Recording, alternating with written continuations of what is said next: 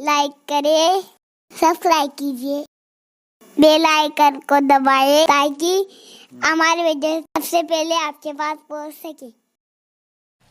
اللہ کے حبیب مصطفیٰ کریم رؤوف الرحیم صلی اللہ تعالی علیہ وسلم نے ایک دن صحابہ کرام سے سوال کیا تھا، اے میرے صحابہ یہ بتاؤ مفلس کون ہے، پلاش کون ہے، کون شخص غریب ہے، بے مایہ ہے؟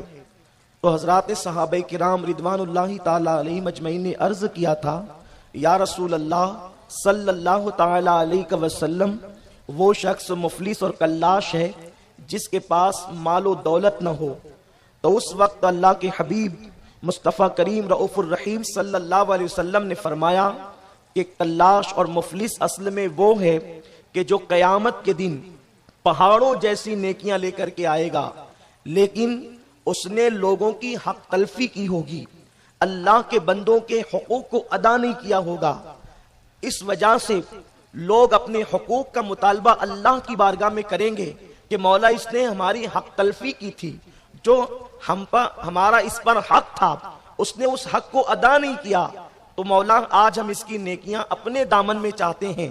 تو وہ شخص پہاڑوں جیسی نیکیاں لے کر کے آئے گا، لیکن اپنے رشتہ داروں کی، مومنوں کی، ایمان والوں کی اس نے جو حق تلفی کی تھی وہ نیکیاں لوگوں کے درمیان تقسیم کر دی جائے گی، اور جو اپنے آپ کو اعمال کی بنیاد پر جنتی سمجھ رہا ہوگا، اللہ تبارک و تعالی اس سے اس کی نیکیاں لے کر ان بندوں کو عطا کرے گا جن بندوں کی اس نے حق تلفی کی تھی، یہاں تک کہ اس کی ساری نیکیاں ختم ہو جائے گی اور اس کو منہ کے بل گھسیٹتے ہوئے جہنم کے اندر لے جایا جائے گا۔ میرے پیارے آقا صلی اللہ علیہ وسلم کے پیارے دیوانوں، آج ایک حد تک کہ نماز کی پابندی بھی کی جا رہی ہے، ایک حد تک کہ روزے کی پابندی بھی کی جا رہی ہے، ایک حد تک زکوٰۃ ادا کرنے کا شوق بھی پیدا ہو رہا ہے، ایک حد تک کہ حج کے حوالے سے لوگوں کے دلوں کے اندر شوق بھی پایا جا رہا ہے۔ پہلے لوگ جب بوڑھے ہو جاتے تھے اس وقت وہ حج کے لیے ارادہ کرتے تھے، لیکن الحمدللہ آج بفضل ہی تعالی نوجوانوں کے دلوں کے اندر حج کا ذوق و شوق پایا جا رہا ہے۔ لیکن کم نصیبی یہ ہے کہ چند صرف عبادات کو لوگوں نے عبادت سمجھ رکھا ہے اور لوگوں کے حقوق کی طرف لوگوں کی توجہ نہیں ہے۔ میرے پیارے آقا صلی اللہ علیہ وسلم کے پیارے دیوانوں، آج سب کے حق کے حوالے سے تو گفتگو اس مختصر سے وقت میں نہیں ہو سکتی۔ جو سب سے بڑا حق انسانوں میں جس کا ہم لوگوں پر ہے وہ ہے ہمارے ماں باپ۔ میرے آقا صلی اللہ علیہ وسلم کے پیارے دیوانوں، انسان مسجد کی تعمیر میں چندہ دیتا ہے اور مسجد کی تعمیر میں چندہ دینے کے بعد تصور کرتا ہے کہ مجھ سے بڑا مخیر قوم دنیا کے اندر کوئی نہیں ہے۔ انسان مدرسے میں چندہ دیتا ہے یا مدارس چلاتا ہے یا کتابیں چھپوا دیتا ہے یا فقیروں کی جھولی میں ڈالتا ہے، تو انسان یہ تصور کرتا ہے میں اللہ کی راہ میں کتنا خرچ کر رہا ہوں، لیکن اللہ کے حبیب صلی اللہ علیہ وسلم فرماتے ہیں سب سے زیادہ تمہارے مال کا حقدار اگر کوئی ہے دنیا کے اندر وہ پہلے تمہارے ماں باپ ہے۔ مسجد میں چندہ دینے سے زیادہ ثواب، مدرسے چلانے سے زیادہ ثواب، کتابیں چھپوانے سے زیادہ ثواب، حج کے اوپر خرچ کی جانے والی رقم سے زیادہ ثواب اگر کسی پہ خرچ کرنے کی بنیاد پہ ملتا ہے تو وہ ماں باپ پہ خرچ کرنے کی بنیاد پہ ملتا ہے۔ میرے پیارے آقا صلی اللہ تعالی علیہ وسلم کے پیارے دیوانوں، لیکن بڑے افسوس کے ساتھ کہنا پڑتا ہے آج انسان محفلوں کے اندر اعلان تو کرواتا ہے میری طرف سے اتنے ہزار، میری طرف سے اتنے لاکھ، لیکن جب ماں باپ پہ خرچ کرنے کی بات آتی ہے وہی انسان کو دیکھو وہ ماں باپ کو ڈانٹتا ہوا نظر آتا ہے، وہ ماں باپ کو پھٹکارتا ہوا نظر آتا ہے۔ میرے آقا صلی اللہ علیہ وسلم کے دیوانوں، دل کے کانوں سے اس گفتگو کو سننا، اگر تم نے اپنے ماں باپ کو ڈانٹا اور پھٹکارا تو نمازیں تو آپ کی گئی، اس لیے کہ میرے آقا مصطفیٰ کریم رؤوف الرحیم صلی اللہ تعالی علیہ وسلم فرماتے ہیں کہ جس کے ماں باپ اس سے ناراض ہو اللہ تبارک و تعالی اس کی عبادتوں کو قبول نہیں فرماتا، نہ اس کا حج قبول کیا جاتا ہے نہ اس کی نماز قبول کی جاتی ہے۔ ہم احساس کریں کیا ہم نے اپنے ماں باپ کو راضی کیا؟ ہمارے ماں باپ ہم سے راضی ہے؟ آج کل کے وہ نوجوان جو اپنے ماں باپ کو گھر کا کچرا سمجھتے ہیں، ماں باپ کی قدر نہیں کرتے، ماں باپ کی اہمیت نہیں کرتے، ماں باپ کو کوئی ڈانٹ رہا ہے، کوئی دولت ماں باپ سے چھپا رہا ہے، کوئی ماں باپ کو گھر سے نکال رہا ہے، پسند کی شادی کے شوق کے اندر کوئی ماں باپ کو اللہ اکبر رلا رہا ہے۔ میرے پیارے آقا علیہ السلام کے پیارے دیوانوں، میری قوم کے جوانوں، اللہ کے حبیب صلی اللہ علیہ وسلم کے فرمان کا مفہوم سنو، ہر گنہگار اور مجرم کو قیامت کے دن عذاب دیا جائے گا۔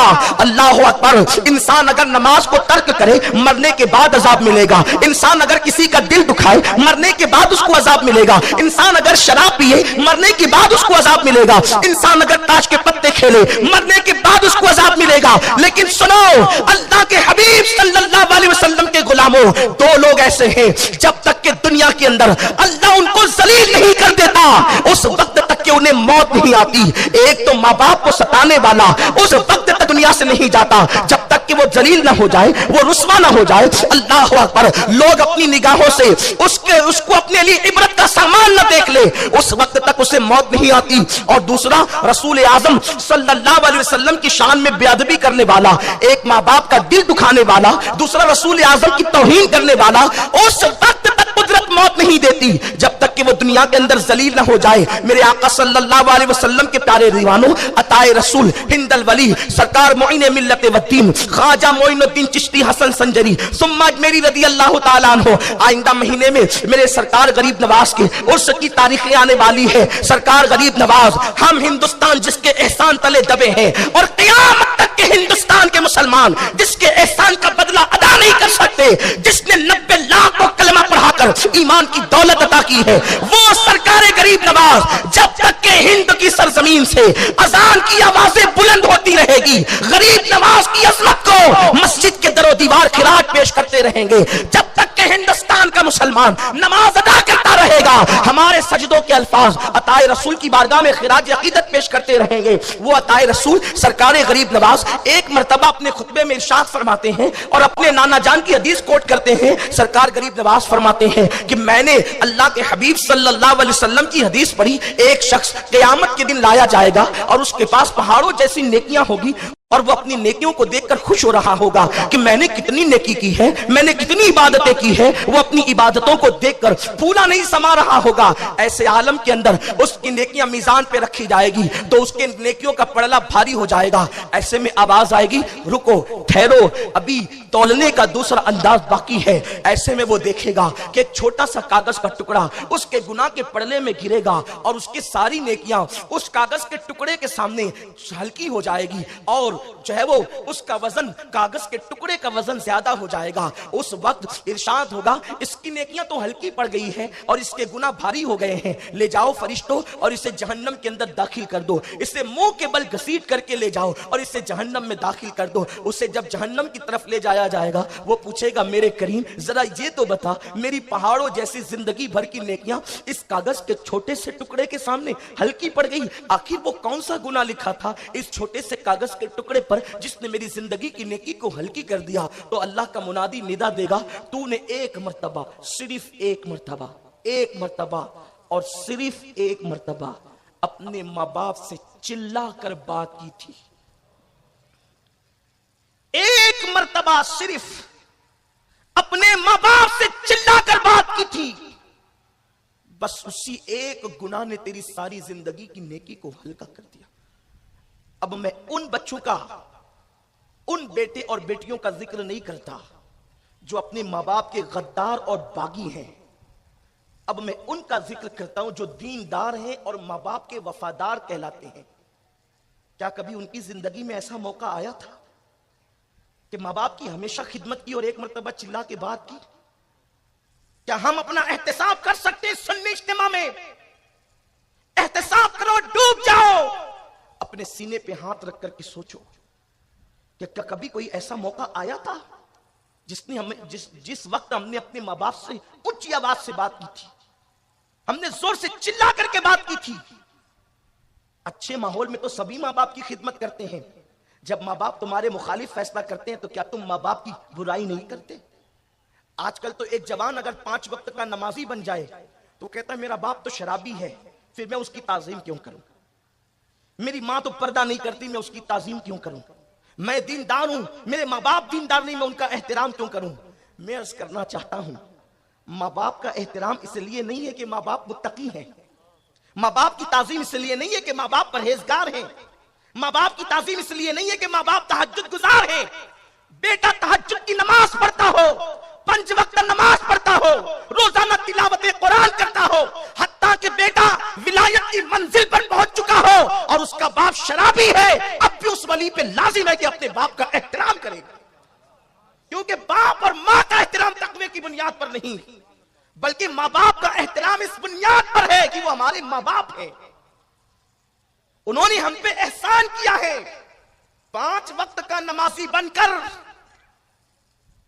تو اپنے ماں باپ سے بڑا نہیں ہو سکتا، اور چھوڑ تیری 5 وقت کہ اس نماز کو جس میں دکان مکان اور خدا جانے کن کن چیزوں کا خیال، جس کے اندر طہارت بھی درست نہیں، جس کے اندر وضو بھی صحیح نہیں، تو اس نماز پہ مغرور ہو گیا۔ اس نماز کا تو کوئی شمار ہی نہیں ہے۔ نماز تو وہ ہے قابل تعظیم، قابل احترام، قابل تعریف۔ قد افلح المؤمنون الذين هم في صلاتهم خاشعون، قد افلح المؤمنون الذين هم في صلاتهم خاشعون۔ کس کے لیے قرآن نے کہا؟ اس کے اولین مصداق صحابہ تھے۔ تو نماز پڑھتا ہے تو مولوی صاحب کے پیچھے پڑھتا ہے، صحابہ نماز پڑھتے تھے امام الانبیاء کے پیچھے۔ پھر صحابہ میں وہ صحابی جس صحابی کو حضرت سعد کہتے ہیں، اچھا کوئی صحابی کے برابر نہیں ہو سکتا۔ کیوں نہیں ہو سکتا؟ اس لیے کہ صحابہ نے اس رخ انور کو تکا ہے جو صورت خدا باقی صورت ہے۔ صحابہ نے اس رخ منور کو دیکھا ہے، گویا کہ جس کو دیکھ کر وہ یہ کہہ سکتے ہیں من رانی فقط رال حق کے تحت، کہ ہم نے آمنہ کے لال کو تک کر خدا کا جلوہ دیکھا ہے۔ سبحان اللہ، سبحان اللہ۔ صحابہ نے اس کو دیکھا جس کی لقاء کا مشتاق خدائے وحدہ لا شریک ہے۔ صحابہ نے اس کو دیکھا جس کی چوکھٹ پر حسن یوسف حسن کی خیرات مانگ رہا ہے۔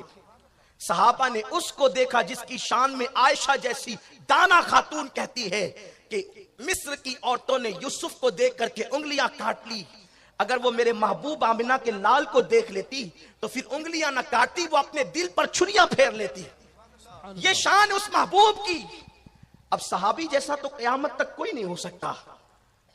ایک صحابی حضرت سعد ہے، اسلام قبول کیا، ماں کا بڑا احترام کرتے تھے اسلام قبول کرنے سے پہلے، ماں کی بڑی تعظیم کرتے تھے اسلام قبول کرنے سے پہلے، ماں کا بڑا خیال کرتے تھے اسلام قبول کرنے سے پہلے۔ اب یہ مسلمان ہو گئے تو ماں نے احتجاج کیا، میرا بیٹا مجھے بہت چاہتا ہے، بیٹا دیکھ اگر تو نے اسلام نہیں چھوڑا تو میں کھانا پینا ترک کر کے مر جاؤں گی، سب تجھے ماں کا قاتل کہیں گے۔ حضرت سعد نے کہا ماں اگر تو 1 نہیں 1000 جانیں قربان کر دے تب بھی میں اسلام نہیں چھوڑ سکتا۔ قرآن کی آیت آ گئی کہ ماں اگر شرک کی طرف بلاتی ہے ماں باپ تو نہ جاؤ، لیکن اب بھی ان کا احترام کرو، ان کے ساتھ اس نے سلوک کرو۔ اب بتاؤ صحابی کی ماں اگر شرک میں مبتلا ہے تو رسول اللہ کے پیچھے نماز پڑھنے والے کو کہا جا رہا ہے کہ ماں مشرک ہے، اس بنیاد پہ ماں کی بے ادبی نہ کرنا، ماں کو نہیں چھوڑنا۔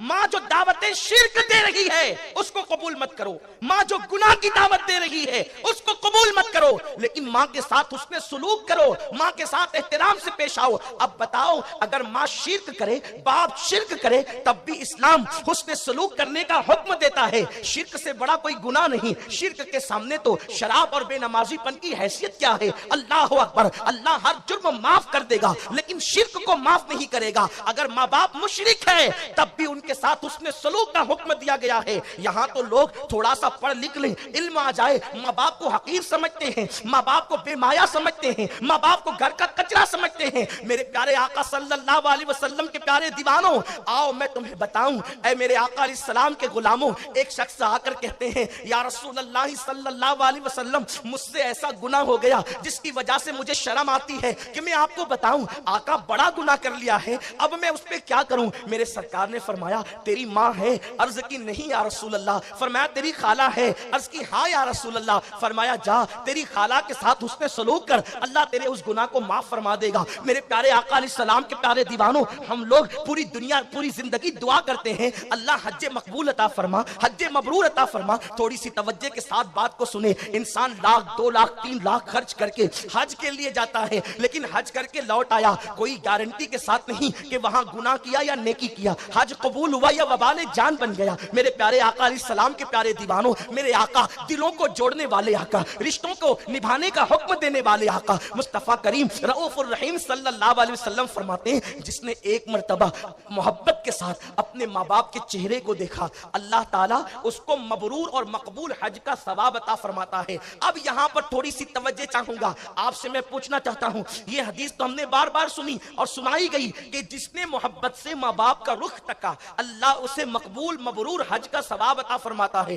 مطلب کیا ہے؟ شارحین حدیث لکھتے ہیں کہ جس طریقے سے مقبول حج کرنے والا گناہ سے ایسے پاک ہو جاتا ہے جیسے ابھی اپنی ماں کے پیٹ سے پیدا ہوا، یعنی حاجی جب لوٹ کر کے آئے گا تو اب اس کے نام اعمال میں کوئی گناہ نہیں ہوگا، اس کے دفتر گناہ کے اندر کوئی گناہ نہیں ہوگا، گناہ کے دفتر ختم ہو جائیں گے۔ اللہ اکبر۔ اب حدیث مبارکہ سنو، آقا فرماتے ہیں جس نے ماں باپ کا چہرہ محبت سے دیکھا اللہ اسے مقبول حج کا ثواب عطا فرماتا ہے۔ مطلب کیا ہے؟ صرف مقبول حج کا ثواب کی برکتیں یہ ہے کہ تمہارے نامہ اعمال سے گناہ مٹا دیے جاتے ہیں۔ اللہ اکبر۔ جن کے ماں باپ ہے وہ کتنے خوش نصیب ہے۔ اللہ نہ کرے اگر کوئی گناہ ہو گیا ہو، محبت کے ساتھ ماں باپ کو دیکھ لو، اللہ اللہ مقبول حج کا ثواب بھی مل رہا ہے، گناہ بھی مٹ رہے ہیں۔ اللہ اکبر۔ آپ اندازہ تو کریں ماں باپ کتنی بڑی نعمت ہے، لیکن یہ نہ سمجھنا ماں باپ کو محبت کے ساتھ دیکھنے کا مطلب یہ ہے کہ ایک مرتبہ ایئر ہوسٹس کی طرح دیکھ کر مسکرا لیا اور اس کے بعد مقبول حج کا ثواب مل گیا۔ نہیں،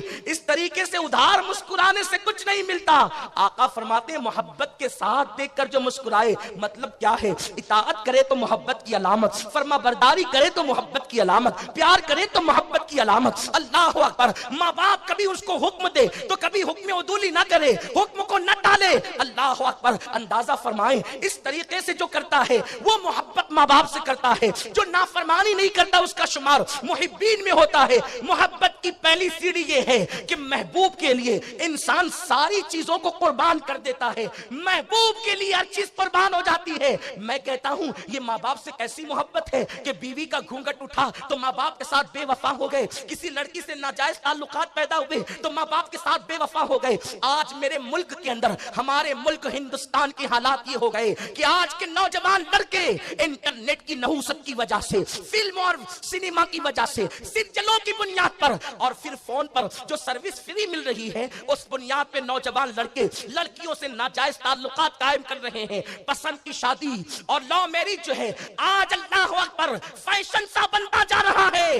ایک لڑکی کے ساتھ گھنٹوں انسان گفتگو کرتا ہے، ماں انتظار کرتی ہے میرا بیٹا آئے گا تو میری خیریت پوچھے گا، لیکن بیٹا آتا ہے اور ماں کے قریب سے گزر جاتا ہے، اس ماں کے دل پر کتنے نشتر چلتے ہوں گے اس گندی گلیز لڑکی کو جو ماں باپ کی بھی بے وفا، آوارہ اور کیریکٹر لیس لڑکی، اس کو منانے کے لیے اتنا وقت لگایا، لیکن کیا کبھی تم نے اپنی ماں کو منانے کے لیے بھی وقت دیا؟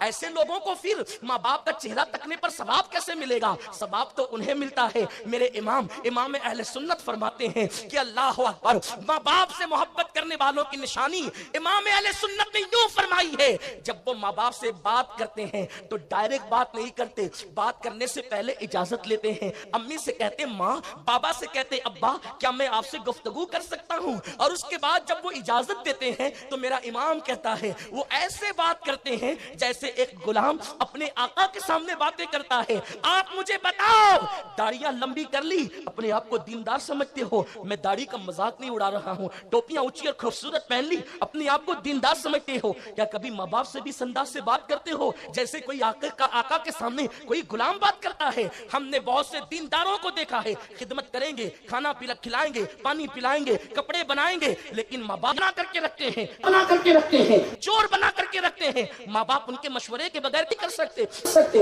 ماں باپ گھر کی کوئی چیز خرچ نہیں کر سکتے۔ اگر ماں باپ محبت کی بنیاد پہ ایسا کرے تو یقیناً ان کی شفقتیں ہیں، لیکن اگر تم نے ان کو اتنا مجبور کر دیا، میرے سرکار نے فرمایا قریب قیامت عورتیں اپنا آقا پیدا کرے گی، ماں اپنا آقا پیدا کرے گی قریب قیامت۔